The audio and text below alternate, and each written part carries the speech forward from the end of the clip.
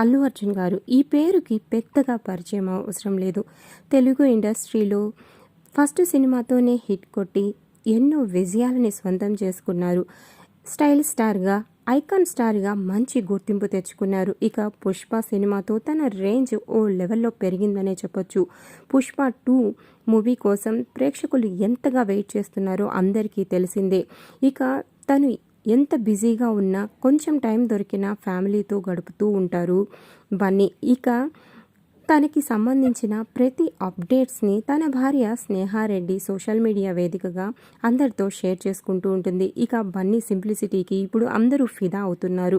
పెద్ద పెద్ద హీరోలు, స్టార్ హీరోలు అయినప్పటికీ ఒక చిన్న హోటల్లో స్టే చేసి అక్కడ ఫుడ్ తినడం అందరినీ ఆశ్చర్యానికి గురిచేస్తుంది.